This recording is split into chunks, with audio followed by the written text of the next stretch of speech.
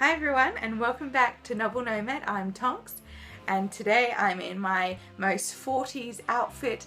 I've done my hair kinda 40s, and I've got, in honor of this fairy tale retelling review, I'm wearing a castle locket.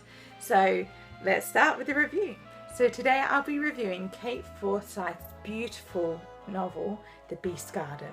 This is a historical fiction. It is a retelling of the Beauty and the Beast story, and it is set in Nazi Germany from Kristallnacht, or the Night of Broken Glass, in November 1938, all the way through to the end of the war in 1945. So it's a very tumultuous time.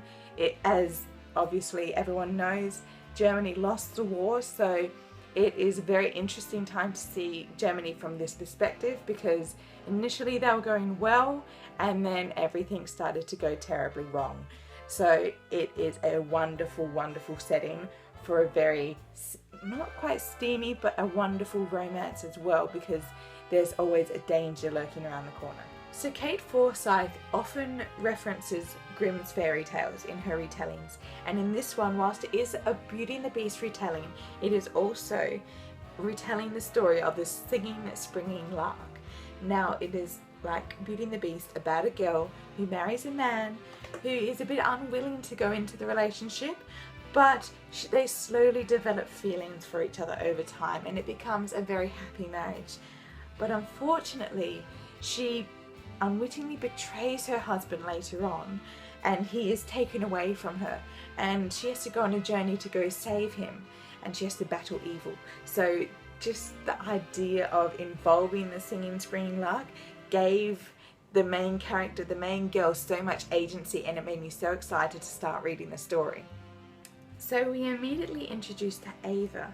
Not only is she a wonderful young woman who is beautiful and talented as a singer, but she is also passionate and fiery, because everything that she loves is being systematically destroyed by the Nazi Party. She has close family friends who are Jewish. She's grown up with their son, Rupert, and he is in danger constantly because of the Nazi threat. Not only that, she loves jazz, but she can't sing it. She has to study opera. She has a beautiful niece who is mentally disabled, but they are frowned upon in Nazi society. So everything within her family life is in danger of being destroyed, and her passionate and impulsive recklessness is constantly being ignited by the Nazi Party and their atrocious actions towards all these minorities, which she herself finds herself in and wants to involve herself in. Now, of course, we have to have a beast, and the beast himself is played by Leo. Now Leo, it depends on how you pronounce it.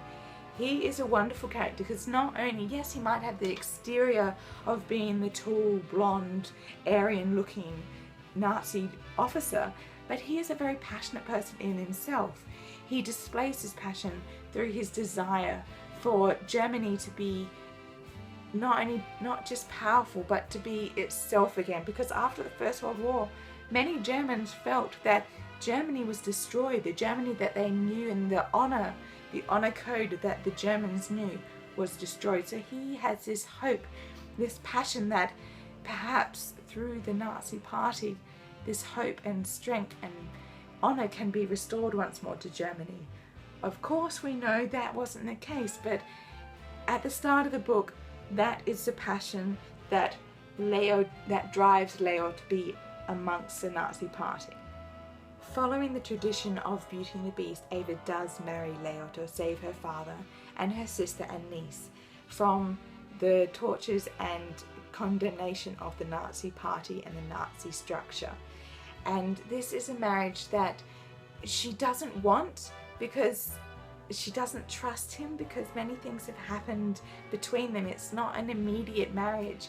It is slow building, because they have connections beforehand, but it doesn't happen until something catastrophic happens to her father and she has to save him, and the only person she knows how is Leo. So she goes to him and agrees to marry him if he can save her father, which he does.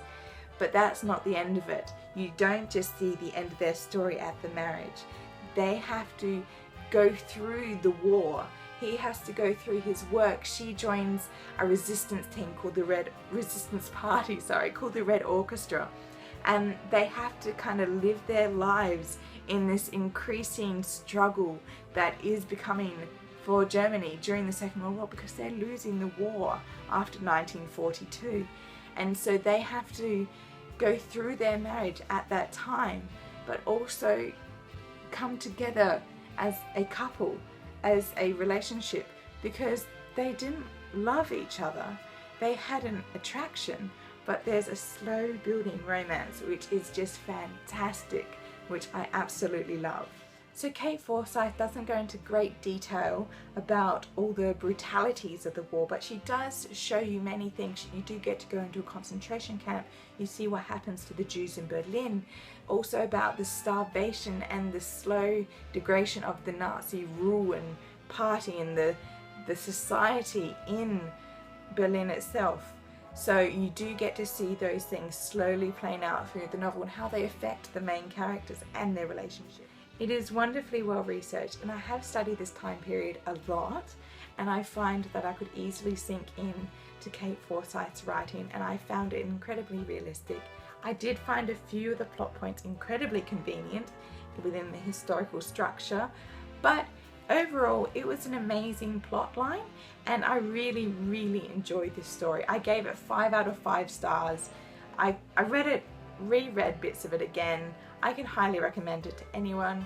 It is once again a wonderful retelling, and I think Kate Forsyth really has a beautiful grasp not only on romance that was shown in here, because it's a slow developing romance, but also on retelling, and her passion for folklore and fairy tale is incredibly inspiring. So I can recommend this to anyone who wants to read this. So just please pick this up.